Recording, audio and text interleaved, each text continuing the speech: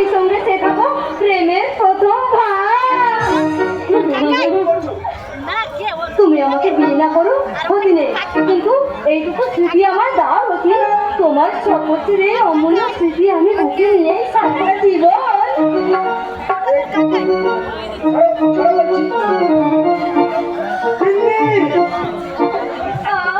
তুমি আমাকে মারলে? হ্যাঁ মারলাম। চিন্তিন নেই, এত নোংরা তোমার মন, এত জঘন্য তোমার রুচিবোধ। রতি, যে নারী বিয়ের আগে পর পুরুষের কাছে নিজেকে ফিরিয়ে দিতে চায় তাকে আমি মনে প্রাণে ঘৃণা করি। চলে যাও এখান থেকে।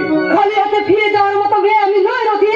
আজ আমি যতখানি মান সম্মান হারালো, তার থেকে অনেক বেশি সম্মান আমি তোমার কাছ থেকে ছিনিয়ে নেব।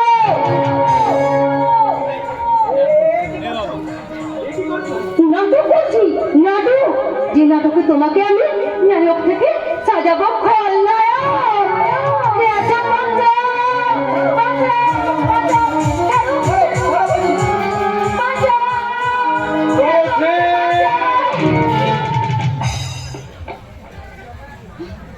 আমার মাকান দেখা মনে নইলে রতিন্দা আমার সর্বনাশ করে দেবে।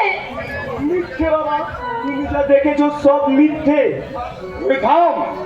আমি নিজের চোখে যা দেখলাম আর কতখানি সত্য আমি প্রেমের কাছ থেকে জানতে চাই।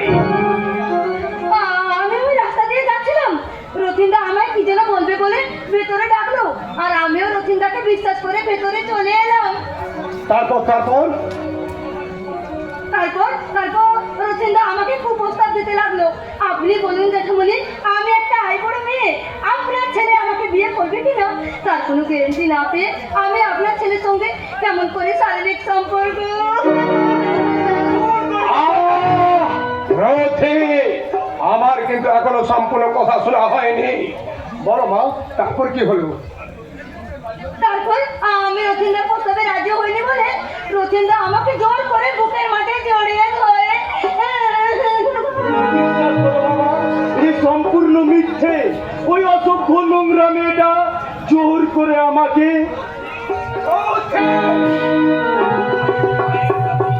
নারী যে মায়ের জাতি, নারী মাত্র যে ভোগের সামগ্রী নয়, এই সত্য কথা তুই কি করে ভুলে গেলি না কেন?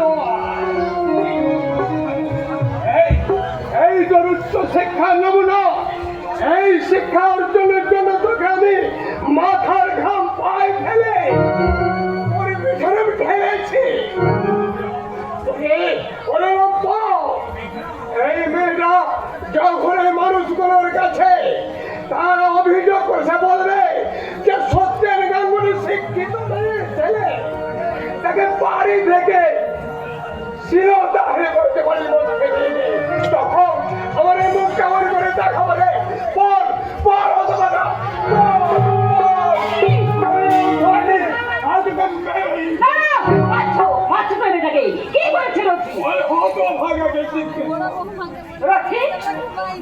কি হয়েছে? আমার মাথা নিচু করে দাঁড়িয়ে আছে কেন? আর তোর বাবাই বাবা উত্তেজিত হয়ে তোকে মারধর করছে কেন? বল বাবা, কি হয়েছে? বলার ভাষা আজ আমার হারিয়ে গেছে মা। মিথ্যের মেঘ আমার নিষ্কলঙ্ক জীবন আকাশটাকে ঢেকে ফেলেছে।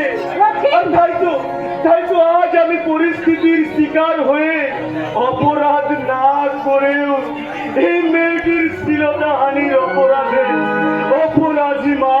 মিথ্যে কথা, আমার রক্ষে নামে অপবাদ আমি কখনো বিশ্বাস করি না।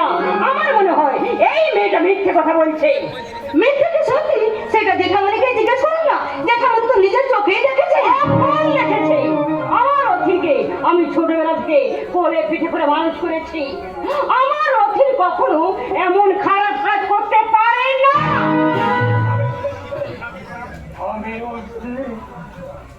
নিজের চোখে না দেখতাম তাহলে রথির কথা বিশ্বাসে ভর করে তোমার মতো একই কথা বলতাম সহিনী। তাছাড়া কোন মেয়ে নিজের তুলনা নিজে রোটাতে পারে না সহিনী, কিছুতেই পারে। যেসব মেয়েদের লজ্জা শরম বলতে কিছু নেই, স্বাধীনতায় সুচিতায় যারা পুরুষদের মনে জায়গা করে নিতে পারে না, তারাই নিজের নামে নিজে বদনাম ছড়াতেও প্রস্তুত। মানে এই মেয়েটার স্বভাব চরিত্র সম্বন্ধে আমি অনেক কিছু শুনেছি, অনেক কিছু জেনেছি। কি কি শুনেছেন আপনি? তুমি দিনের পর দিন আমার রথিনের পেছনে বারবার ঘুর করো, তাকে বিয়ে করার জন্য তুমি বারবার তাকে চাপ দাও।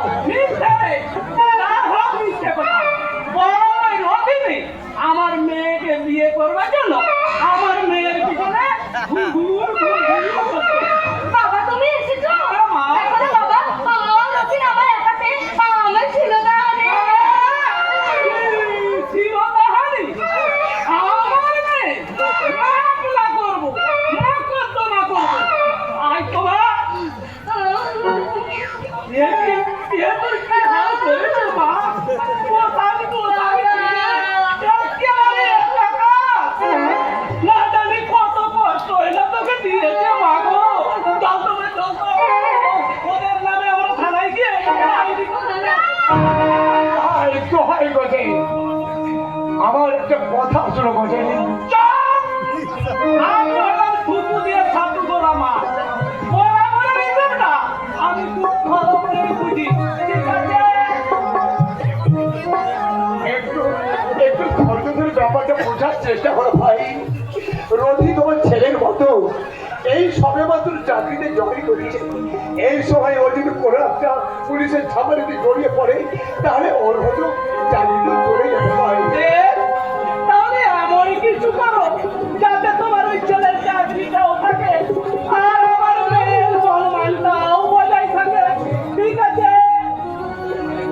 মানে আমি বলছিলাম তোমার ওই ছেলের সঙ্গে আমার মেয়ের বিয়েটা অসম্ভব, ওকে আমি কখনোই বিয়ে করতে পারবো না।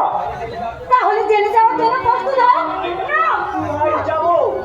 তোমার মতো একটা আগুনের গোলাকে গলার মালা করার চেয়ে জেলের সেলে বসে চোখের জল ফেলা আমার কাছে অনেক সুখের। চুপ কর, চুপ কর, হতে হয় তুই চুপ কর। দোহাই দোহাই গজে, আমায় একটু বোঝার চেষ্টা করো। আমি সাত্বিক ব্রাহ্মণ, এই সমাজে আমার একটা বিশেষ সম্মান আছে।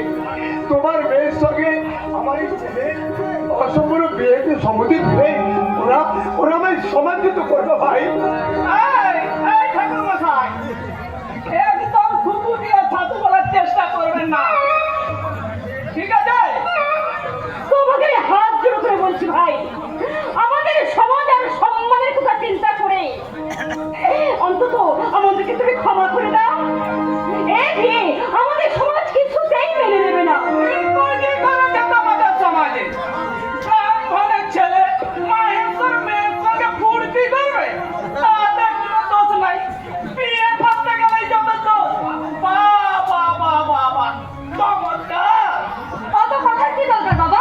ওকে বিয়ে করার কোনো ইচ্ছাই আমার নেই। শুধু তুমি বললে তাই। চলো তো বাবা, আমরা থানায় গিয়ে ওদের সব কটার নামে বেশ করে নালিশ দিই। চলো। তুমি আমার কথা শোনো। আমাদের একটু ভাবলো, ভালো করে ভাববার সময় না। যেতে দাও মা, আজ ওদের সাজানো নাটকটা আমার কাছে পরিষ্কার হয়ে গেছে। তাই ওদের উদ্দেশ্য আমি কোনো মতেই সফল হতে দেব না। আমি জেল কাটতেই যাই। কিন্তু কিন্তু আমরা ভবিষ্যৎ করার আশায় আমি যে নিজেকে তিল তিল করে নিঃশেষ করে ফেলেছি। এই জীবনে একটু মোটা ফল, একটু মোটা কাপড়ে ওঠায় তোকে যে বহু কষ্ট করে এতদূরে নিয়ে এসেছি বাবা, আর তুই যদি এইভাবে শেষ হয়ে যাস, এইভাবে হারিয়ে যাস, আমরা কোথায় থাকবো, কিনে বাঁচবো?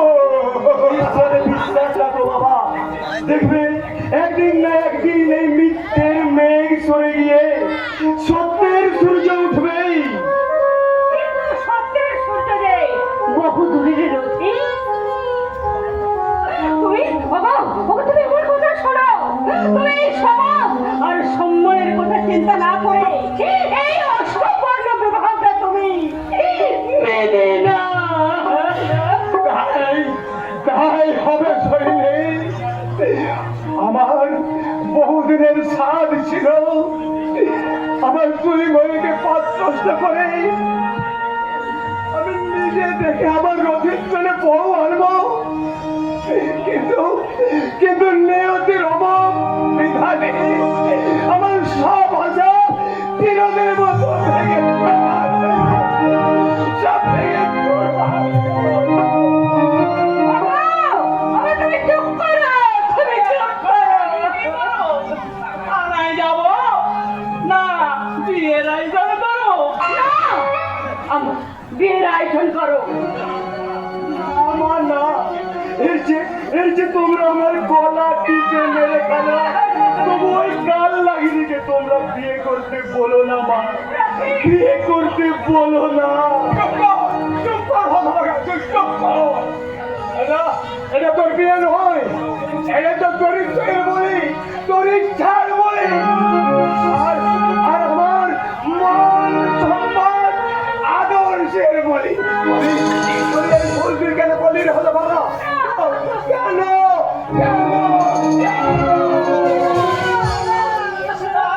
বিয়েটা আগামী লগ্নে বেশ জাঁকজমক করে হবে, তাই না বাবা? না, আজই হবে। তবে কোনো লগ্ন নয়, কোনো অনুধ্বনি নয়, নির্জন শ্মশানে যেমন একটু একটু করে সব দেহ পড়ে, তেমনি তোমার আগুনে একটু একটু করে আমার রথের পূর্বে তার স্বপ্ন আশা আকাঙ্ক্ষা